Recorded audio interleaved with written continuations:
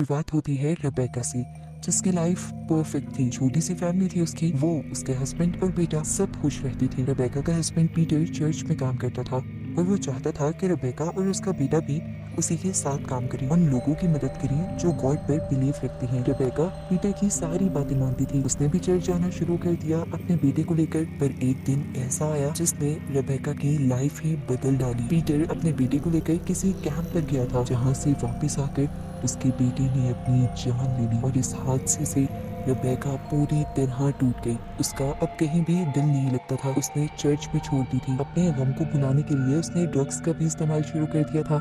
और इस तरह पीटर, जिसकी सोसाइटी में बहुत ज्यादा इज्जत थी, वो रेबेका की हरकतों से तंग आने लगा था। वो रेबेका को कहता है, तुम्हारे पास सिर्फ 1 साल है, अगर तुमने अपने आप को ठीक ना किया तो मैं तुम्हें छोड़ कर चला जाऊंगा। रेबेका, जो पीटर से बहुत ज्यादा प्यार करती थी और कभी उसे छोड़ना नहीं चाहती थी, उसने फैसला किया कि आज से वो वही करेगी जो पीटर चाहेगा। पीटर अपनी एक फ्रेंड मरियम, जो उसी के साथ चर्च में काम करती थी, उसे रेबेका की काउंसलिंग की ड्यूटी देता है और खुद दूसरे घर में शिफ्ट हो जाता है, क्योंकि उसने फैसला किया था कि अब वो रेबेका से तभी मिलेगा जब रेबेका पूरी तरह ठीक हो जाएगी। वक्त गुजरता है। लगभग 1 साल पूरा होने वाला था कि रेबेका और पीटर एक साथ नहीं रह रहे थे।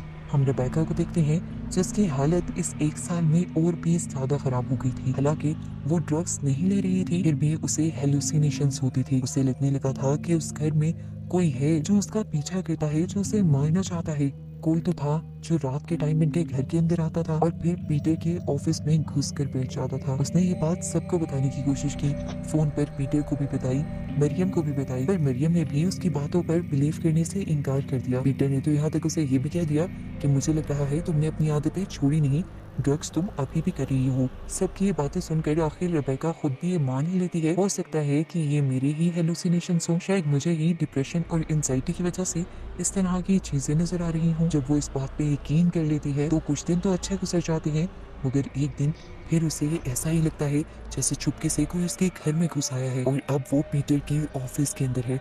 वो बुरी तरह डर गई। उसने पीटर को कॉल की, लेकिन पीटर भी अब कॉल पिक नहीं कर रहा था। वो पीटर को अब मैसेज करती है कि मुझे लग रहा है हमारे घर में एक चोर घुस आया है और मैं उसे मार दूंगी। रेबेका काफी डरी हुई थी। एक गन लेकर वो चुपके से अपने बेड पर बैठ गई। दोबारा उसे अपने दरवाजे के पास से एक आवाज आई। फौरन वो गन लेकर बाहर आ गई, पर मेन एंट्रेंस पर पीटर ही था। वो घबराई हुई थी।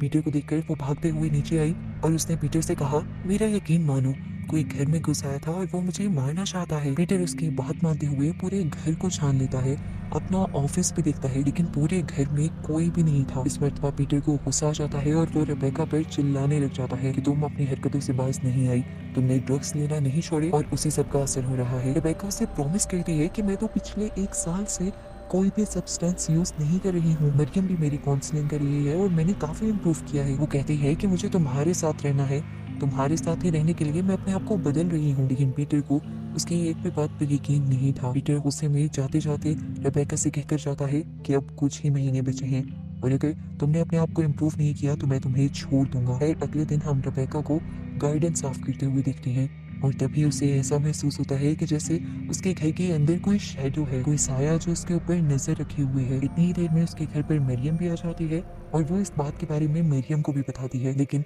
मरियम भी उसकी बात नहीं मानती और इग्नोर करके उसे बाइबल के वर्स पढ़ाने लग जाती है। इनकी बातों के दौरान ही रेबेका को पीटर का मैसेज आता है।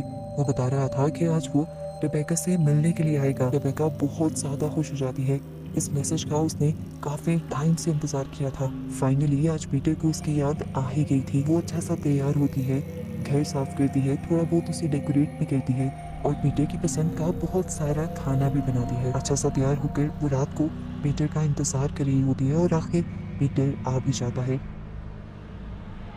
रेबेका बहुत ज्यादा खुश थी, लेकिन यहाँ पर पीटर रेबेका से मिलने के लिए नहीं आया था। वो तो उसे डाइवोर्स पेपर्स देने के लिए आया था। वो रेबेका से कहता है, इन पर साइन कर दो, मैं अब तुम्हारे साथ और नहीं रहना चाहता। ये सुनते ही रेबेका बुरी तरह टूट गई थी। वो पीटर से मिन्नतें करने लगती है कि ऐसा मत करो, मैंने तुम्हारे लिए अपने आप को बिल्कुल बदल लिया है। मैंने ड्रग्स भी छोड़ दी हैं, सारी बुरी आदतें भी छोड़ दी हैं और अब तो मैं तुम्हारे साथ चर्च भी जाना शुरू कर दूंगी। लेकिन पीटर तो कुछ सुनने को तैयार ही नहीं था। इसी वजह से अब रेबेका को भी गुस्सा आ जाता है और इन दोनों के दरमियान में लड़ाई शुरू हो जाती है। पीटर रेबेका से कहता है, मैं तुम्हें छोड़ना चाहता हूँ क्योंकि तुम्हारी ही लापरवाही की वजह से हमारा बेटा मर गया था। रेबेका कहती है उसमें मेरी क्या गलती थी, वो तुम्हारे साथ गया था, आखिर उसने सुसाइड कर ली। और तुम्हें अच्छी तरह याद होना चाहिए कि जब वो तुम्हारे साथ कैंप गया था उससे पहले वो बहुत ज्यादा खुश था। और अब क्या तुम मुझे ये बताना पसंद करोगे कि आखिर उस कैंप में ऐसा हुआ क्या था जिसकी वजह से आखिर मेरे बेटे ने अपनी जान ले ली। एक दूसरे पर ये दोनों चिल्ला रहे थे और आखिर पीटर रेबेका से कह देता है जो भी है मैंने फैसला कर लिया है कि मैं तुम्हारे साथ नहीं रहूंगा। रेबेका जिसके पेरेंट्स भी नहीं थे, उसका बेटा भी मर चुका था और अब जब उसका हस्बैंड भी उसे छोड़कर जा रहा था तो उसके लिए लाइफ बहुत मुश्किल होने वाली थी। इसीलिए वो डिसाइड करती है कि वो अभी अपनी जान ले लेगी।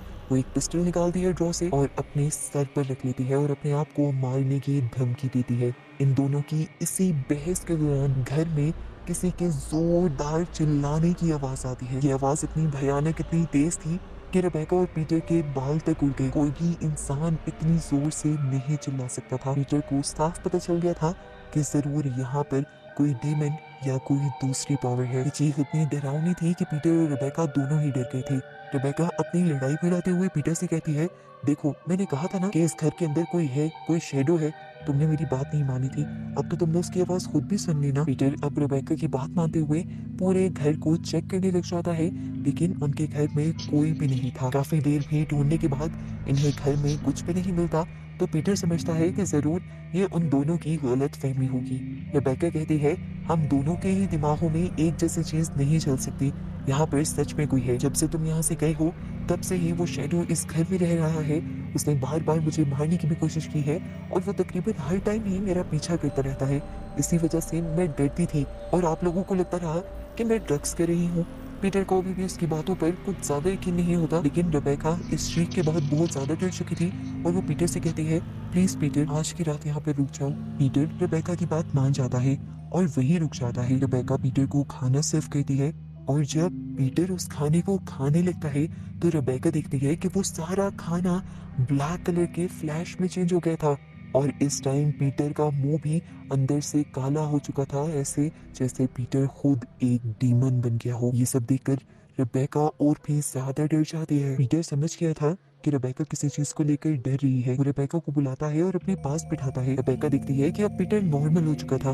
पीटर उससे कहता है मैं समझ रहा हूँ कि तुम काफी ज्यादा डर गई हो और तुमने इन सब चीजों को अपने सर पे सवार कर लिया है। देखो इतना सोचने की जरूरत नहीं है, आओ हम दोनों मिलकर प्रे करते हैं और ये चीजें अब से दूर चली जाएंगी। रेबेका पीटर की बात मानती है और ये दोनों मिलकर प्रे करने लग जाते हैं। पर अचानक ही रेबेका देखती है कि ऊपर पीटर के ऑफिस का दरवाजा खुला था और कोई चीज उसकी अंदर गई थी।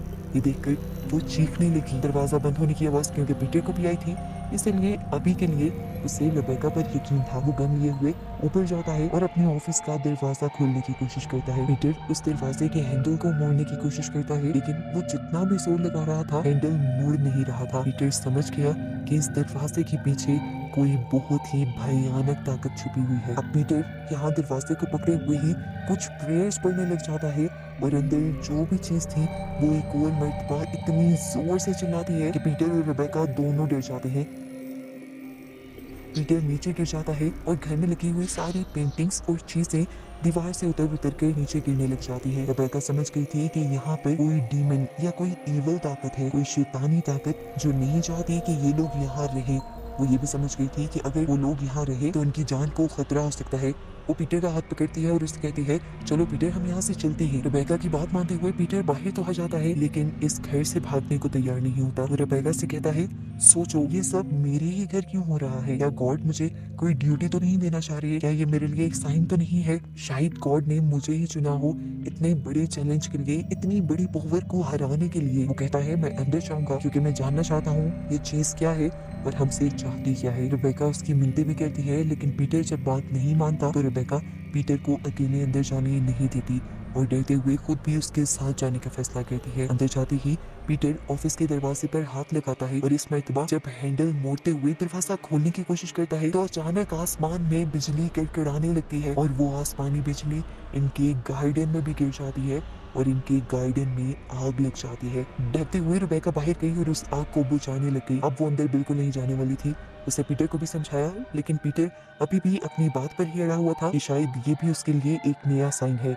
वो कहता है कि मुझे कोर्ट की तरफ से एक बहुत बड़ा टास्क दिया गया है और मैं इस टास्क को पूरा कर कर ही रहूंगा। रेबेका समझ गई थी कि जो भी पावर उनके घर पर थी, उस पावर ने पीटर के दिमाग के ऊपर असर कर दिया था, इसीलिए पीटर अब कोई बात नहीं मान रहा था। मजबूरन वो भी पीटर के साथ इसी घर के अंदर थी। वो वॉशरूम यूज करने के लिए जब अंदर गई तो उसने बाथ टब के अंदर से एक भयानक काला और बहुत ही बड़ा हाथ निकलते हुए देखा।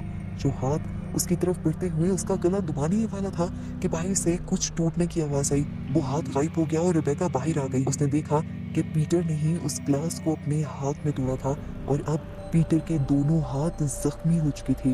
वो अपने कटे हुए हाथों के खून से उस कमरे के दरवाजे को रंग रहा था।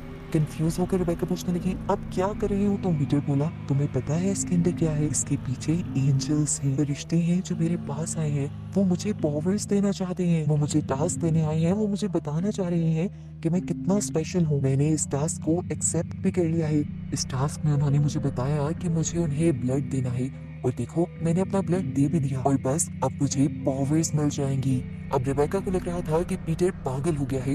वो समझ नहीं पा रहा, कोई भी एंजल या गॉड खून का सेक्रीफाइस नहीं मांगता। अचानक से उनका पूरा घर बुरी तरह हिलने लग जाता है। पूरा घर अंधेरे में डूब जाता है और उस दरवाजे के पीछे से रोशनी आती दिखाई देती है। रेबेका समझ गई थी कि ये पावर शैतान है और इस टाइम उनके घर शैतान उतर आया है। पीटर को दोबारा वो पावर अपना ब्लड देने को कहती है। पीटर अपना ब्लड उस दरवाजे के नीचे फेंक देता है। वहां से ब्लड गायब हो जाता है। दरवाजे के नीचे से ब्लैक पावर्स निकलती हैं जो एकदम से पीटर के डोर पर लगे हुए क्रूसीफिक्स को उठाकर दूर फेंक देती हैं और पीटर को पावर्स दे देती हैं। और ये डार्क पावर्स थी। रेबेका देखती है कि पीटर के जख्म खुद ब खुद अब हील होने लगे थे और ये देखते हुए खुश होकर पीटर पागलों की तरह हंस रहा था। आखिर वो इतनी सारी पावर को एक साथ हैंडल भी नहीं कर पाता और बेहोश हो जाता है। रेबेका समझ गई थी कि अब ये घर और भी ज्यादा खतरनाक हो चुका है, इसीलिए वो पीटर को उठाते हुए उसे अपनी दोस्त मरियम के घर ले जाती है। ये लोग सारी बातें जाकर मरियम को बताते हैं और मरियम के लिए भी इन बातों पर बिलीव करना मुश्किल हो जाता है कि क्या सच में उनके घर कोई शैडो थे। रेबेका कह रही थी कि उसके घर पर डिमोनिक शैडो है, जबकि पीटर कह रहा था कि उसके घर पर एंजल्स हैं जो उसे पावर देकर गए हैं। अब मरियम कंफ्यूज हो जाती है कि किसकी बात मानी जाए। उसे ये तो अंदाजा हो गया था कि घर में जरूर कुछ ऐसा हुआ है जिसकी वजह से ये दोनों डिस्टर्ब हैं। वो इन दोनों से कहते हैं, एक काम करें, आज के लिए आप दोनों रेस्ट करें, सुबह उठकर हम इस बारे में बात करेंगे। ये लोग सोने के लिए चले जाते हैं और रेबेका सोते हुए फील करती है कि वो बड़े बड़े से डिमोनिक हाथ दोबारा उसकी तरफ बढ़ रहे थे, जिन्होंने उसके गले को चोक भी कर दिया, यानी उसका गला भी दबा दिया।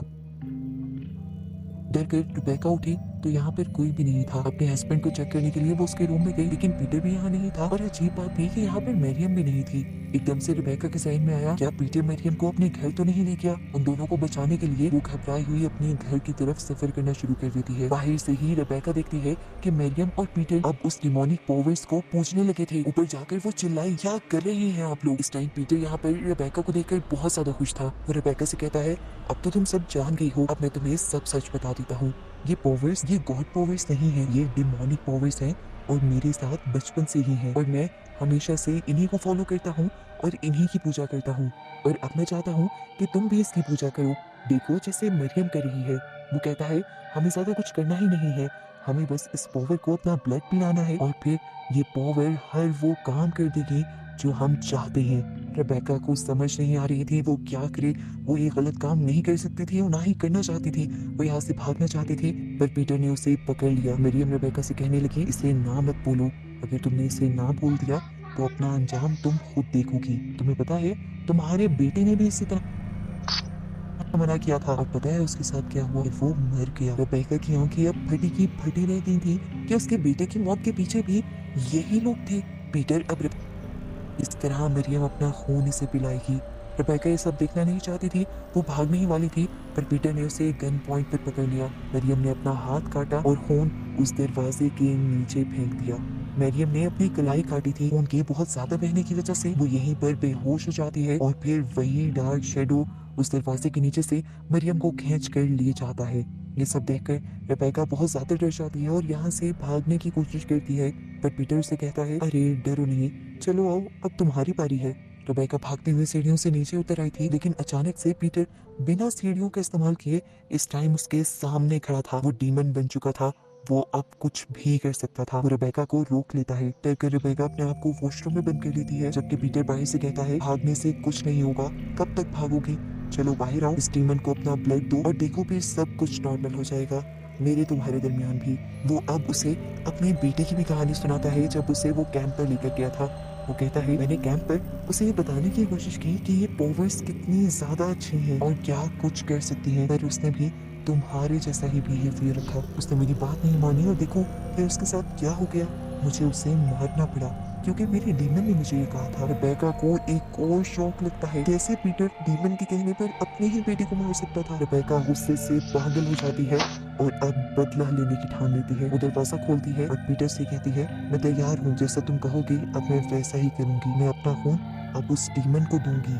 रेबेका ऊपर उसके ऑफिस रूम के पास चली जाती है। पीटर जब उसे समझाता है कि उसे किस तरह रिचुअल परफॉर्म करना है, उसी टाइम पर रेबेका उसकी गन उठाते हुए उसे शूट कर देती है। पीटर के मरते ही ये घर दोबारा बुरी तरह हिलने लग जाता है। वो दरवाजा दोबारा खुलता है, उसके अंदर से ब्लैक पावर्स निकलती हैं और खींचते हुए गोली लगे जख्मी पीटर को अंदर ले जाती हैं। अंदर